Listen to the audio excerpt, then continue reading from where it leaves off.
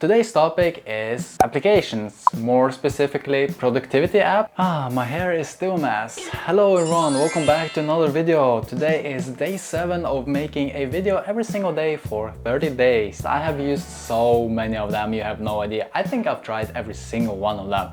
So I just want to talk with you about my experience and how I feel about all of them and give you recommendations, talk about my favorite applications and which one I use right now. So this video is very much unscripted, as unscripted as you can get it. I guess we can divide productivity apps into 3 categories: calendars, tasks and note-taking apps. I think that's the correct way. So let's start off with calendars. But the first question should be, do you need a calendar app? That's a little bit weird question because I found some people that never use a calendar app and some people that can't live without them, like me. So many people only use calendar apps in work contexts, like it's the job that gives you a plan of when you're going to work and what's your schedule and what is your schedule, or if they want to have an appointment they can book you for that time or that slot, so you need to divide your time. But outside of the work, those people don't use calendar apps. But for a lot of us, we need to block out our time if we want to be as productive as possible and not just waste it on doing nothing. So the 2 most popular calendar apps are Google Calendar and Apple Calendar, and I've used both of them. Mostly the Google one because I don't like being locked into one ecosystem, but that's beside the point. And what can I say? They are free, and that's the most important thing. They are free and they have a lot of functions. Both are good, and with this new iOS update, Apple Calendar added the function of having your tasks from Apple Tasks be integrated into the Apple Calendar, which Google Calendar have had for a long period of time. But the problem with Google Calendar or Google apps in general is that they add and remove functions so frequently, and sometimes they just kill the application for no apparent reason. Besides that, both are good for time blocking. You can, just click and choose how much of time or the block you want to dedicate to one thing, and you can create different categories or tags or whatever it's called. And for me it's very important, the aesthetic part, because this is the application I'm looking at every single day, more than once a day, like at least 10 times a day, and I need to have it to be appealing to me. I opened the Google Calendar right now, and yeah, it's really nicely looking, especially on the iPad, and it also works on all the devices. And I already have, like on the cover of my email, different categories or whatever they are called, different calendars for events, tasks, university, work, habits and YouTube. So, and they are all color coded, so whenever I create an event I can clearly see, oh, this is for YouTube or this is for work or school, etc. You can create a task and an event directly into the Google application. Maybe you can see it clearly, but they have a dedicated standalone task application. Apple Calendar has the same thing. I just realized I called Apple Tasks, but it's called Apple Reminders, and it's very similar to the Google Tasks application, but it has much more functionality. So from my experience, if you are deep into the Apple ecosystem, I would recommend Apple Calendar and the Apple Reminders. They are really great, amazing tool. So yeah, both are very similar. Both have like calendars so you can create and assign different colors and have different types of views, and you can change colors, etc. So I kind of took the calendar apps and tasks app into one category because they work together, and I do not like when they are separated, like in 2 different apps, and they don't communicate with each other. Like I think, yeah, obviously Apple did that before. Like you had Apple Calendar and you had only events there, you can time block stuff. But if you went to Apple Reminders and put a reminder to like take out the trash, it wouldn't show up in Apple Calendar, and I really don't like that. So they should be connected. The app I'm using the most is called Notetaking. It's a free application, but you need to pay for it to access certain functions. And at the first I was like, I'm not paying for a calendar app. That's such a money waste when you can get them for free. But they did give out student discounts, so I tried it and I really liked it. Ticketing is initially a task application, you know, you can create to-do lists, but if you pay for it, you get additional functionality like having access to calendar and also integrating others. So the task functionality of Ticketing is really amazing. You can create different categories, you can do all the different types of reminders, you can assign it to people, you can even create collaborative tasks. You can do everything you imagine with a task in Ticketing application. So mine looks something like this. Different categories or different task tags. Oh, it's called lists. Okay, it's so difficult with all the different names they put. Like I have a list for hobby, personal, work, YouTube, and a couple more lists. And inside those lists, I create different tasks. These tasks can be assigned into a calendar. But the difference here is that Ticketing doesn't do events in the same way Apple and Google Calendar does them. They only do tasks, which can be both a bad and a good thing, because the difference between a task and an event is that event, it just happens and you don't need to worry about it. It's just like if you have an event for taking out trash for 1 hour, let's say, that event passes and it moves on. You might get a reminder for it and that's it. But for tasks, you need to actively check it off. Like, I did this, I took out the task. If you do not do that, they will be overdue. So personally, I'm not a big fan of that, because that means I need to check out every single time. Like, oh, I finished my work, check. Oh, I went to swimming or running, check. I put up with that because I really enjoy this app, because of these additional functionalities that I'm about to show you. So first and foremost, it has habit tracking, which you might find not amazing, but for me, it's really good because I don't need to install another application. Like, if you use Apple stuff, you need to have Apple Calendar, you need reminders from Apple, and you need a third application for tracking your habits. Here, it's all in one. But wait, there is more. There's also built-in Pomodoro, like as you can see here. And if that isn't enough, it also has a functionality that I don't use, but you might find useful, called Eisenhower Matrix. And you can find a bunch of tutorials for that online. And the most important thing that I'm sticking with this application is that it has so much customization for how this app looks. So much. You can change the icon, you can change the theme, you can change the display, so many things. So when I get bored of an app, I usually get bored of the aesthetic, so I change to another app. But in this application, Ticketing, I just change up some colors and I'm good to go. The shiny object syndrome is a real thing where you jump from one thing to another because, oh, that looks cool, I want to try that. But here, there's so many different options in this one app that I don't need to jump, I just change up the look of this one application. The way I found about this application is MKBHD used it in one of his videos, and I'm like, let me give it a try. And yeah, I liked it. And it is also cross-platform, so you can use it with all your devices and operating system, and even on desktop PC. Okay, we have talked too long about calendars and task application. There's a lot more actually. Okay, let me quickly go through the ones I see here on the App Store and give you my quick opinion about them. Google Tasks, good. Microsoft To Do, also good if you're in that ecosystem, but I don't like Microsoft stuff. A lot of companies use them, so if your company is one of them, you might or you might not. You can do like me and use a third application like Ticketing and integrate that calendar. I really don't like Microsoft stuff. So we have a bunch of different colorful apps, but the most prominent one is Todoist, and that's a really good application for to-do list and planning. Oh wait, I just realized that Todoist is also have a calendar app. I didn't know that. Why didn't I know about that? Is that because it's also a paid function? And it also has habits and goals. So okay, so Todoist is basically similar to Ticketing. I see. I wonder what's the pricing on it. I might try it more in depth later.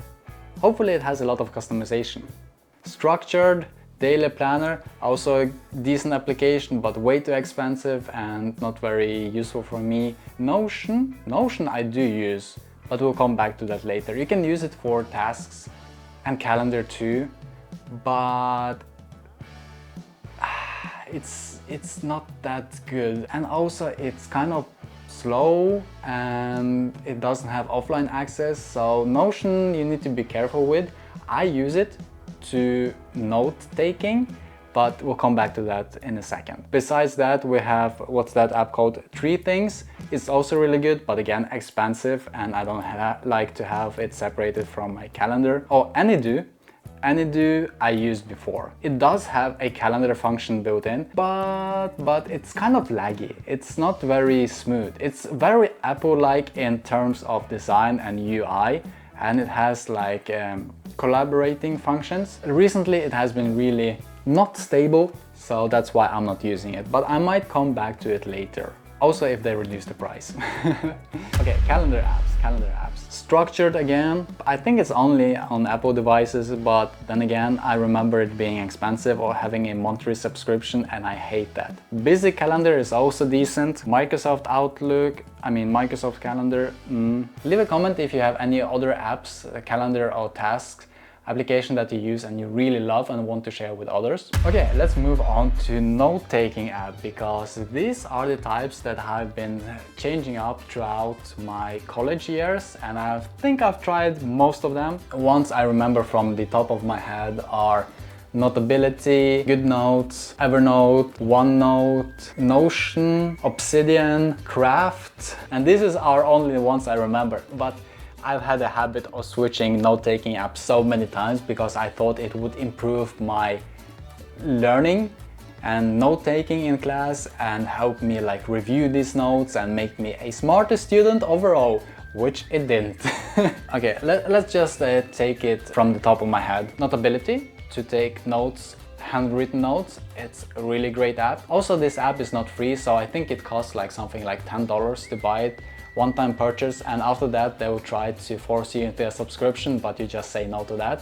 As I remember, hopefully they haven't changed that. A really good app, and I recommend it because it has so many functionalities for taking notes with your pen and different styles, etc. GoodNotes 5, also really good, but I don't like it because it doesn't feel very smooth like Notability. GoodNotes, very similar but more stiff, and it doesn't have this function where you like can draw a line and you hold it in and it makes it into a straight line and it snaps to certain points in a really nice way. It does, I think it does it, but not in a smooth way, and that's kind of important to me, to have everything be smooth and effective and nice looking. And you can have different notebooks there for different topics, and you can draw, you can, pages, etc. So it's all about your preference, but I found Notability to be a more smoother experience with the Apple Pencil. OneNote, oh my god, OneNote.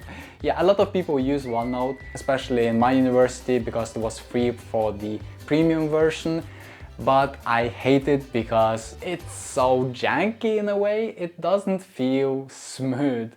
And one thing that I did a lot at university is that the professor would hand out the notes for the lecture, and I would import those notes into one of these applications and then annotate them in one way or another. And OneNote was the most kind of jankiest of them all because it's just a big canvas in a way. And that actually reminds me of this new application from Apple, which is called, Freeform, which is also just a big canvas. Freeform is just a big whiteboard where you can draw, and I haven't tried importing PDFs into that. But it's also an Apple thing where it's not very smooth importing files into other files and PDFs, and if you can differentiate between PDF and words. And professors don't care, they can hand out different form factors for their notes, for the lessons. I've also tried taking notes in Word, and nah, never again. I'm taking my notes on my iPad. I want to be able to draw. You cannot do that in Word. But I see a lot of my classmates, they took notes in Google Docs, And these are the people that don't have an iPad, they just take the notes with the computer, with the keyboard, and that looks kind of pretty good actually. Like I remember at the end of the semester I just saw the notes to one of my classmates, and they are so detailed, and it was all taken by keyboard, so not a single drawing, but they were really really nice. And I even asked if I could have them because my notes were shit. So note-taking apps depends on your vehicle of choice, your technology of choice, how can I say it, your device of choice, yes. If you have an iPad, you probably lean towards the applications that allow you to do handwriting, but if you have only a PC, laptop, computer, you only go for the keyboard options. So the next application I'm thinking of is the ones where you take notes by keyboard, and that's mostly Notion, Evernote and Craft. These are the three I have tried. Craft is only for Apple devices, but Notion and Evernote are for both. So Evernote was popular before, like 5 years or so, when I first started university. It was all the hype, but now I've heard a lot of bad reviews about it, so nobody uses that. Then I tried Notion for some time and I quit because of the lack of offline availability. That's kind of important for me because sometimes I don't have access to Wi-Fi and I want to still view my notes and edit them, etc.